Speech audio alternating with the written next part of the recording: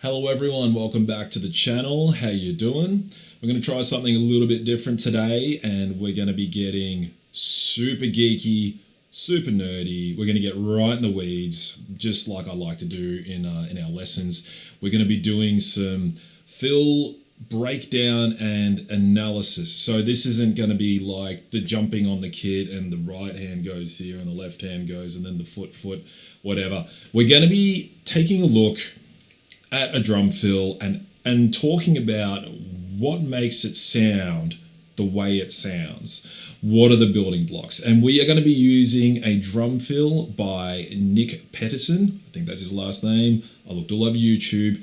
He won't say it. All his interviews, he's Nick from Northlane, so I apologize. And we're going to be using a fill from a song called Plenty. This was actually brought to me by a student, and as I was transcribing it and putting it together, I noticed that there was actually a lot of very well thought out things going on there, which wasn't surprising because I am a fan of the band and their music, and everything Nick does is very well thought out.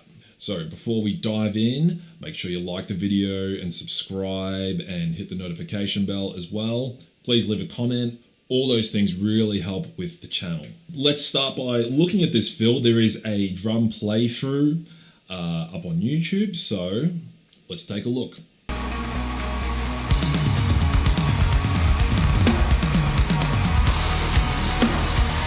Alright, absolutely killer stuff. So one thing that's worth doing when you're looking at a drum fill, like if you really want to get into it, one thing that interests me the most is, was it sort of a spur of the moment kind of thing, or was a very thought out compositional kind of thing? Now, easiest way to work that out is if you just jump on YouTube, look up as many live versions as possible and see what they do. And in this case, every single live show I found, he plays the exact same thing. Now, as I was saying before, as I was taking my student through this fill, I was noticing too many things in this fill that seemed like they could not be accidental. Now, obviously, I don't know what's in the hearts and minds of players everywhere, but I would be quite shocked, if this was just like, oh, I just came up with something. There are a lot of things going on in this fill. So let's have a look at the transcription, or at least what I came up with. This is, I try not to agonize over transcriptions too much because, when you talk about like, oh, this tom here, this tom there, and all that sort of stuff, it can get a bit tiresome. I'm happy with this. So, in really general terms, we've got this sort of descending tom kind of thing. We got like this big flurry over here at the start of the second bar with 30-second notes, and then it goes back into like a descending kind of tom thing. It's very interesting because if you look back at the playthrough, it's kind of hard to see. It's hard to find a good shot, but we've got a rack tom up here, we have our floor tom here, and we have a floor tom on his left as well, which is pretty common, with like, sort of, proggy kind of drummers. Except he has his lowest floor tom on the left, which is somewhat less common. But it does mean he can go right, left, and still be descending, still playing singles. So I would assume that that's why he's made that choice. So the one thing I'll try and gravitate towards when I'm sort of learning a fill or even coming up with a fill is the shape. And by the shape, I don't just mean the way it moves around the kit, but what is this sticking that I can correlate it to? For example, if you think about a double stroke that goes right, left, right, left, then, even if you go, even if you use singles, but if you go like snare, tom, snare, tom, that is like, to me, that is like a double stroke shape, whether or not you play it as double strokes. In the case of this fill, I see an inverted double stroke shape pretty much all over the place. Now, if you're not familiar with the inverted double stroke, it's right, left, right. So you just take a standard double stroke, right, left, and just shuffle it along.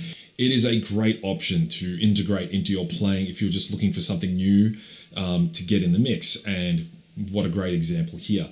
Now, the added bonus of having the drum playthrough is that you can see that he actually uses the inverted double stroke when he kicks it off. So you can sort of see here, you've got starting on the kick with the crash with the right hand. So this is the only part of the fill where I've sort of put in a sticking. But you can see how this is where having the two floor toms on either side provides an advantage, because this way he can do this descending fill going left, left, right, right, left, left, and still get that descending sound. Whereas if you were to go across the kit, you'd have to sort of right, left, left, right, right, left. You'd have to get a bit of that going, okay? So that's at the start of the fill. You've got this inverted double thing. Now, I include the kick drum in that if you look over here. So we got kick, kick. It's still that formation of going first beat. So, for example, if we're talking 16ths, 1, E, and R. So just oscillating between those two groups of notes, okay? So whether you're going between two drums, right, left, left, right, right, left, left, right, right, or going snare, kick, kick, snare, snare, kick, kick, snare, snare, those are still inverted double shapes, whether or not you're using it a literal inverted double, okay? So with that being said, when we go to beats 3 and 4 over here, even though the hands will be playing singles, we've got kick and crash. So you got, if we're just focusing on just the hands, we've got right, left, right, kick, kick, right, left, kick. Or if we ignore the crash, we've got kick, right, left, kick, kick, right, left, kick. We still have that same shape going on, except now we're splitting it between the hands and the feet instead of just the hands moving around the drums. So already, and it kind of like beefs it up a little bit more as well. Like, when you're sort of just doing like just toms, it's a more melodic, lighter sound. But once you start going from kick to toms, that's when you're starting to beef things up a little bit, which makes sense because when you're doing a fill like this, especially in the context of this song, it's after like a chilled part of the song before things kick back in again. And this is the idea that's going to ramp it all back up again. So it's like, here we go. Now, so we're ramping things up. We're going between the hands and the feet. Now, we've got this big flurry here, right? Now, if you are new to metal of any type, this, hand, kick, kick. Now, here, I've just put the left foot on a separate line, just so you can see that when he plays most of this fill with one foot, but then you've got this part here because obviously it's a million miles an hour. This right, left, kick, kick thing is essential as far as I'm concerned as a metal drummer. If only because you can get a really fast sound without actually having to go physically fast, like playing like really fast single strokes, okay? So that's the beauty of it. And it just gives you another option as well, okay? Now, while you might look at this and go, oh, okay, cool. So if we use the method that we were just talking about before, well, here we've got 2 on the hands, 2 on the feet, 2 on the hands, 2 on the feet. Now this is like a standard double stroke kind of formation, right? But in this case, I would view this as a single stroke formation because here we're at 30-second notes. And because it's so much quicker, it's like sonically, to me, it has more of a single stroke sound. Because if we were to say, look at this, this is where it's going to get a little bit weird. If we were just to look at it in terms of just hand, foot as 16ths, it has the sound of like, of a single stroke, okay?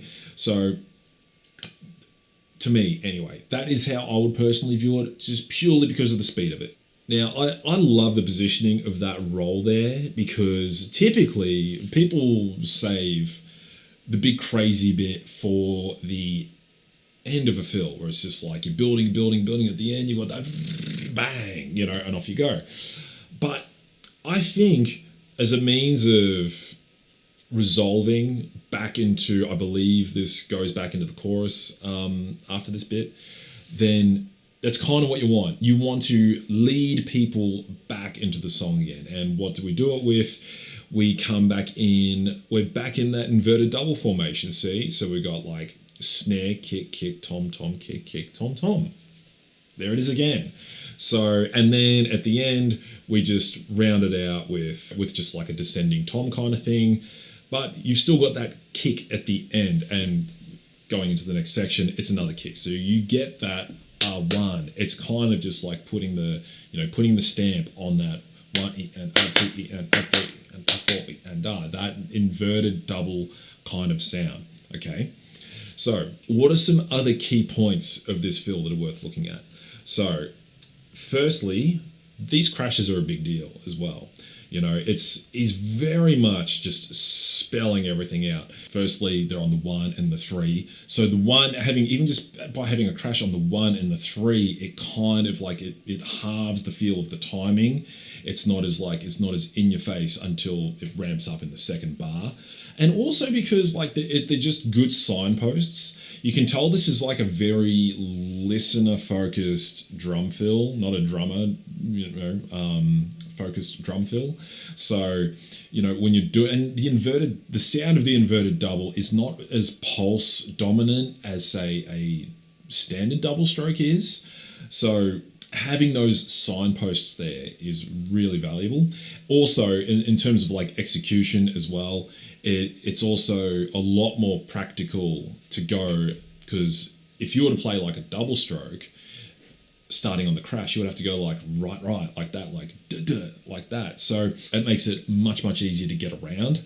Now, another neat little point is even just coming out of this big flurry here, ending on the snare. That's a very kind thing to do, because at least that way, after like just a big chaotic moment, to go bang, here's beat 2, we're back. Okay, so this is all like a tension and release kind of thing. When once again, if we go back to here with these 2 crashes, you start off with this signpost, you're doing a roll, and then it's just like release, bang. It's like there's beat 3. Then we got this, big crazy flurry, and then bang, there's beat 2. It's just like just before you sort of bring the listener back in again. Okay, so then we ended out with the inverted double formation again, but this time starting on the hands and then going to the feet. So if you look back over here, we're starting on the kick and then going to the hands. So kick, hand, kick. But if we look over here, we've got hand, kick, hand, hand. Okay, so just another little variation, a way of like taking that formation and expanding on it, just giving it a different little spin, and then just a simple little descending roll to take it home. So we have here this great melodic, interesting fill that's got like all these little signposts there just to keep the listener engaged. But it's also like a technically very interesting fill as well. Like it's got a bit of everything. And to me, I have a hard time believing that, look, don't get me wrong, like he probably did jam this out on the kit, but I think I have to think that he spent like a good amount of time, like just, putting thought into this, which he does with a lot of his playing. So if you're trying to come up with a drum fill, taking an approach like this where you take some kind of pattern or motif or something like that, you can use as sticking, and even as something like an inverted double stroke or a double stroke, and split it up in different ways and try and make it ramp up, throughout, or not even ramp up. You decide the shape, the contour of how you want the dynamics to play out. So in this case, it's just like it sort of ramps up, and then all of a sudden you got this big peak, and then it kind of tapers off again as it brings the listener back into the next section. So these are like the really sort of broad macro ways of looking at building a fill when things they just might not be coming to you. You might be jamming on the kit.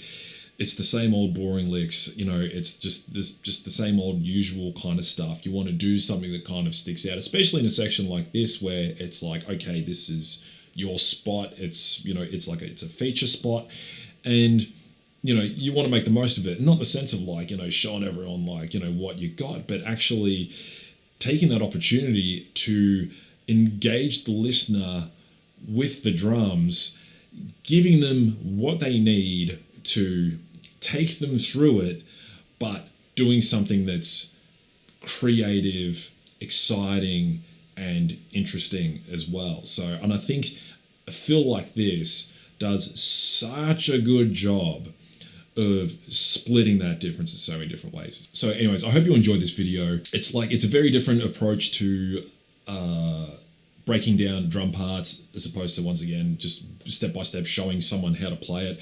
This is the stuff that's way more interesting to me, and it's more closer to how I teach, about why things sound the way they sound, because from there you can start to build your own vocabulary as opposed to learning a fill and then kind of moving on. And no, there's anything wrong with that. So I'd ask if you want to see more of this, but I'm probably going to do it anyway. So this is the stuff that's just very, very interesting to me. But if there is a particular song you'd like me to look at, not just show you how to do it, but pull it apart and see why it works the way it works, let me know in the comments. And also, if there was anything you weren't too sure about, just leave a question in the comments and I'll hope to clear it up a little bit when I'm trying to explain these sort of more abstract ideas. Things can get a little bit lost in translation. So, but doing my best here. So I hope you enjoyed it. Once again, please like and subscribe to the channel, comment, notification bell, all that sort of stuff. And I will catch you in the next one. Thank you for watching.